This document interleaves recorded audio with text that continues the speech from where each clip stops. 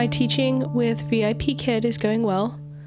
I've had one more lesson since our last episode, and I've got quite a few more booked. Some of them lessons with kids that I have already taught, so that's a good sign. Most of the success in this business is based on consistent clientele, teaching the same kid at the same time every week. So starting to build that up is definitely a good sign. We had Bible study on Tuesday night. It's really nice. At church, the men's and women's Bible studies meet at the same time, and it's just once a month, so it's like really low commitment, pretty chill, but everyone meets at the church. The nursery's open, so you can meet at the church, drop your kids off, and go to Bible study. And I really enjoyed it. There were probably, I think, around 25 women in our class, and it was really neat to get to know all these people. I think I knew, had met maybe 3 of them before, so it was neat to already start building those new relationships. Yeah, the guys group was the exact same size, 25. The ladies stayed at the church while the guys went out to someone's house. There's a member that has offered up his house to, I think, pretty much always host it. But he lives out in the country. He's got a lot of land, really gorgeous barn.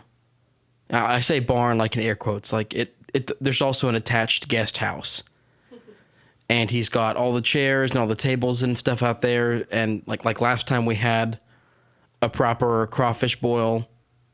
This time we had barbecue. So he's extremely generous in providing the space. And I think usually providing the food. I think he just buys it himself. I don't think the church is even providing it. That is very generous. Yeah.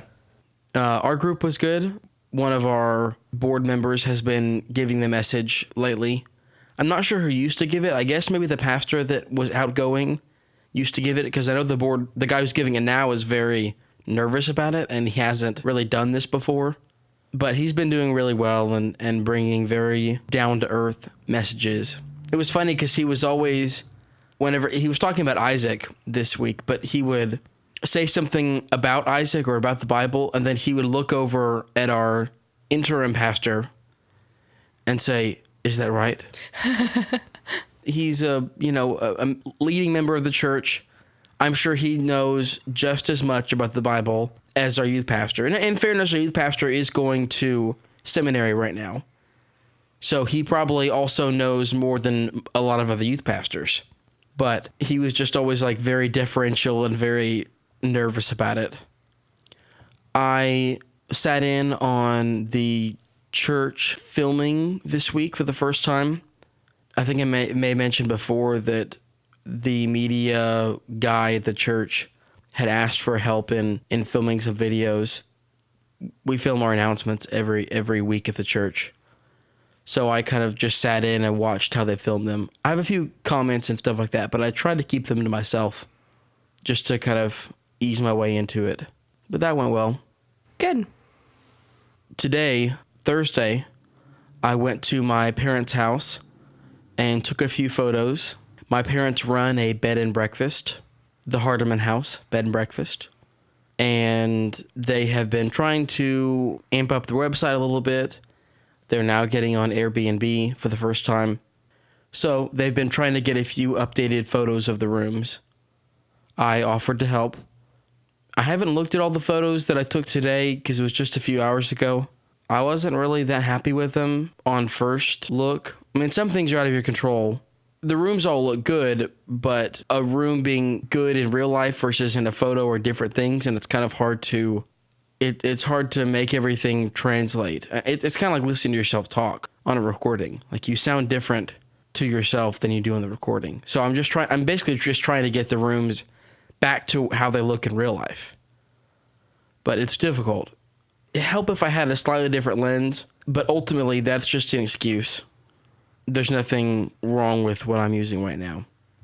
Today was definitely kind of like the first crack at it, so I'll edit all the photos, make some notes for myself as far as things to do differently, as well as show them to my parents and kind of get their take and see what angles I could have gotten or what I might have missed. Because oftentimes it's really hard to evaluate your own work in any creative field.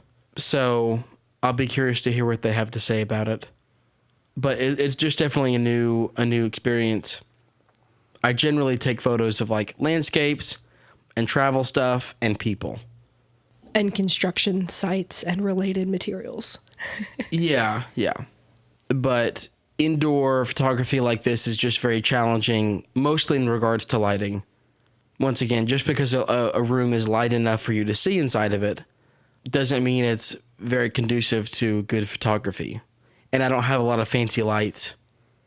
And even if I did, once again, I'm not even sure it would really help that much. Maybe it would. I don't know. Either way, I don't have several $100s to spend on speed lights.